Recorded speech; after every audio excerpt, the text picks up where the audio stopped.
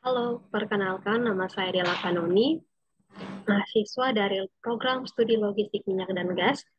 Di saat ini saya akan mempresentasikan artikel saya dengan judul Analisis Ketahanan Stok Tangki Timbun Aftur di PT ADX. Outline dalam pembahasan saya kali ini adalah yang pertama yaitu pendahuluan, yang kedua metode, yang ketiga pembahasan, dan yang keempat adalah simpulan. Pendahuluan. Seperti yang kita ketahui, populasi manusia ini dari tahun ke tahun akan semakin meningkat. Seiring dengan peningkatan populasi manusia, transportasi yang digunakan pun akan semakin meningkat jumlahnya. Tidak terlepas yaitu transportasi udara. Transportasi udara berkaitan erat dengan adanya pasokan bahan bakar penerbangan yang harus selalu dipenuhi. Bahan bakar penerbangan ini tergantung dengan adanya jumlah fasilitas penyimpanan ataupun tangki bahan bakar penerbangan yang harus selalu tersedia. Karena ketahanan stok tangki timbun ini sangat penting untuk memenuhi kebutuhan aftur yang akan datang dan untuk mendukung kelancaran operasi sistem penerbangan. Metode. Dalam penelitian ini, penulis akan menggunakan metode peramalan atau forecasting untuk memperkirakan throughput ataupun kebutuhan aftur yang akan datang. Menurut Heiser dan Render, peramalan atau prediksi adalah sebuah seni dan ilmu yang mana untuk memprediksi kejadian di masa depan.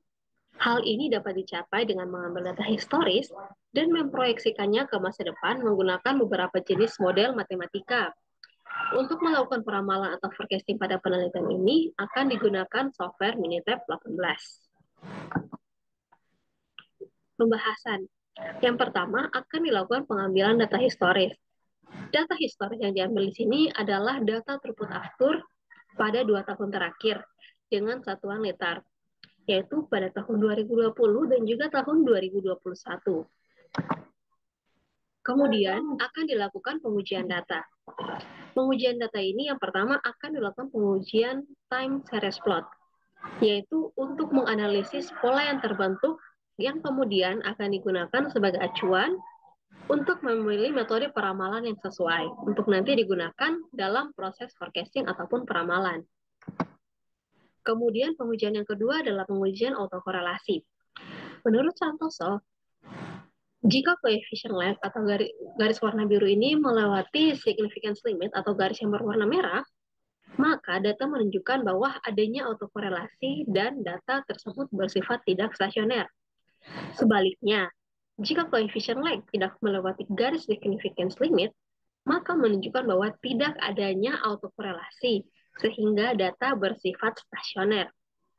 Dari hasil pengujian yang penulis lakukan, didapatkan hasil bahwa pengujian autokorelasi ini menunjukkan bahwa terdapat stasioner, yaitu data bersifat stasioner. Dapat kita lihat dari garis koefisien lag telah melewati garis significance limit, sehingga dapat disimpulkan bahwa data yang diuji ini bersifat tidak stasioner. Kemudian ada uji box chocks. Dalam pengujian stasionaritas dalam varians akan menggunakan transformasi box chocks. Dalam pengujian ini, jika nilai rounded value bernilai 1, maka data dapat dikatakan stasioner dalam varians. Namun, jika nilai rounded value adalah lebih dari 1 ataupun kurang dari 1, maka data dapat dikatakan bersifat tidak stasioner. Dari hasil pengujian yang dilakukan, didapatkan hasil bahwa rounded value adalah 0,5, yang mana nilai ini kurang dari 1, sehingga dapat disimpulkan bahwa data yang diuji ini bersifat tidak stasioner. Berdasarkan pengujian pola data yang telah dilakukan, yaitu dengan menggunakan pengujian time series, pengujian autokorelasi, dan juga uji transformasi box chocks, didapatkan bahwa data yang diuji tidak bersifat stasioner, yang artinya mengandung pola data tren, pola data musiman, dan juga pola data siklis. Sehingga metode yang akan diaplikasikan untuk melakukan peramalan dalam penelitian ini adalah metode trend analysis, winter exponential smoothing, dan juga decomposition.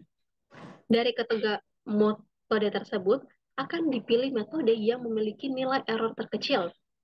Nah, nilai error ini akan ditentukan dengan adanya nilai MAP atau Mean Absolute Percent Error, kemudian nilai MAD atau Mean Absolute Deviation, kemudian yang ketiga adalah nilai MSE yaitu Mean Square Error yang paling kecil sehingga akan didapatkan metode peramalan yang akurat. Nah, penentuan metode forecasting. Pengujian terhadap metode peramalan yaitu metode trend analysis, winter exponential smoothing, dan juga decomposition. Dari hasil pengujian metode peramalan yang dilakukan ini, akan didapatkan hasil berupa nilai kesalahan atau error dari setiap metode yang akan diuji. Nah, berikut adalah tabel perbandingan nilai error pengujian metode peramalan. Dari perbandingan pengujian metode-metode ini dapat kita lihat bahwa metode decomposition multiplikatif merupakan metode yang memiliki nilai MAP, MAD, dan MSD yang paling kecil. Sehingga dalam penelitian ini kita akan menggunakan metode decomposition multiplikatif untuk melakukan forecasting ataupun peramalan. Nah, tabel 3 ini merupakan tabel hasil pengujian atau hasil forecasting pada 2 tahun yang akan datang, yaitu 2022 dan 2023. Kemudian berikutnya, tingkat kenaikan kebutuhan aftur. Jadi kita akan menghitung berapa tingkat kenaikan kebutuhan aftur sesuai dengan hasil forecasting yang ada dengan menggunakan formula sebagai berikut. Persentase kenaikan aftur sama dengan jumlah hasil forecast throughput dikurangi dengan jumlah throughput awal dikali 100% dibagi dengan jumlah throughput awal. Nah, persentase yang didapatkan adalah 36%. Dari hasil perhitungan tersebut, diketahui bahwa terjadi kenaikan presentasi aftur sebanyak 36% untuk 24 bulan mendatang. Sehingga perlu adanya persiapan dan penyesuaian terhadap kenaikan tersebut, khususnya pada ketahanan stok produk aftur. Ketahanan stok tangki timbun. Nah, tangki timbun sebagai tempat penyimpanan aftur mempunyai peranan dalam menjaga ketersediaan aftur. Terdapat 3 unit pada 3 unit tangki timbun pada PT ADX tersebut dengan data tangki timbun aftur sebagai berikut. Dapat kita lihat bahwa kapasitas maksimalnya adalah 1008 KL, kemudian safe capacity-nya adalah 954 KL, kemudian stoknya adalah 54 KL, dan kemudian pumpable stoknya adalah 900 KL. Nah, untuk menganalisis ketahanan stok tangki timbun pada 2 tahun mendatang, penulis menggunakan data stok harian aftur pada tahun 2021 sebagai acuan dalam permintaan jumlah aftur dan ketahanan stok yang ada. Nah, berikut adalah data stok harian tangki timbun tahun 2021 di PT ADX. Dapat kita lihat pada tabel 5, yaitu rata-rata stok harian pada tahun 2021 adalah 62.644 liter. Kemudian untuk rata-rata throughput harian adalah 61.653 liter. Nah, diketahui bahwa pumpable stock pada PT ADX adalah 900.000 liter dan throughput harian pada tahun 2021 adalah 61.653 liter. Sehingga untuk perhitungan ketahanan stok tangki timbun pada tahun 2021 adalah sebagai berikut. Dengan formula, ketahanan stok sama dengan pumpable stock dibagi dengan rata-rata throughput harian.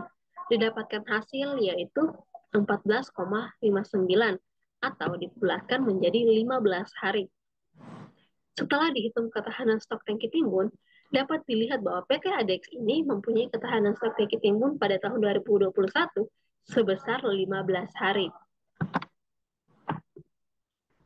Nah, berdasarkan peraturan BPH Migas nomor 9 tahun 2020 bab 4, pasal 4 ayat 2 dicantumkan bahwa tahun 2020 sampai dengan 2021 pemegang izin usaha wajib menyediakan cadangan operasional BBM dengan cakupan waktu paling singkat selama 11 hari tahun 2022 sampai dengan tahun 2023. Pemegang izin usaha wajib menyediakan cadangan operasional BBM dengan cakupan waktu paling singkat selama 17 hari. Dan tahun 2003 dan seterusnya, pemegang izin usaha wajib menyediakan cadangan operasional BBM dengan cakupan waktu paling singkat selama 23 hari. Maka dapat disimpulkan bahwa ketahanan cadangan operasional BBM atau ketahanan stok produk aftur pada tahun 2021 masih dalam kategori aman. Namun, diperlukan pengkajian kembali untuk tahun-tahun mendatang, sebab ketahanan stok tangki timbun ini dapat menurun. Nah, berikut adalah hasil analisis ketahanan stok tangki timbun pada tahun 2022 dan tahun 2023. Dapat kita lihat pada tabel 6, yaitu hasil ketahanan stok tangki timbun aftur. Didapat bahwa pada tahun 2022 sebesar 13 hari dan tahun 2023 adalah sebesar 11 hari. Ditinjau dari hasil penghitungan KSTT atau ketahanan stok tangki timbun pada tahun 2022 dengan ketahanan stok 13 hari dan tahun 2023 dengan ketahanan stok 11 hari, dapat disimpulkan bahwa ketahanan stok pada dua tahun yang akan datang akan mengalami penurunan.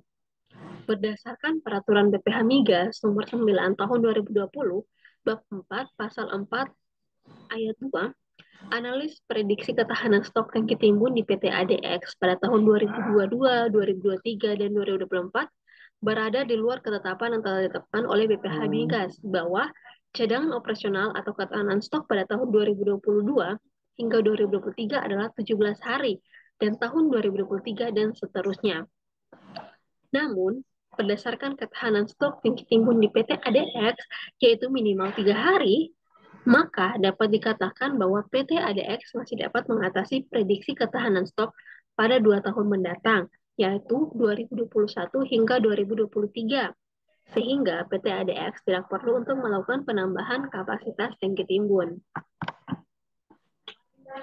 Simpulan dari hasil penelitian ini adalah yang pertama, dalam perkirakan kebutuhan aftur di PT ADX, yaitu pada tahun 2022 hingga tahun 2023, digunakan software Minitab. Ya, untuk metode peramalan yang digunakan adalah decomposition multiplikatif dengan jenis trend plus seasonal. Dan dari hasil peramalan throughput after 24 bulan mendatang dengan data throughput after 24 bulan yang lalu, dapat dikatakan bahwa terjadi peningkatan kebutuhan aftur sebesar 36%.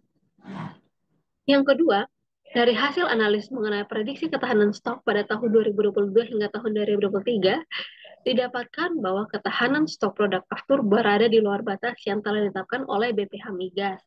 Namun, ketahanan stok minimal di PT ADX yang mana adalah 3 hari masih lebih dari cukup untuk mengatasi hal tersebut, sehingga dapat memenuhi permintaan kebutuhan aftur dan melancarkan operasi sistem penerbangan di kota tersebut.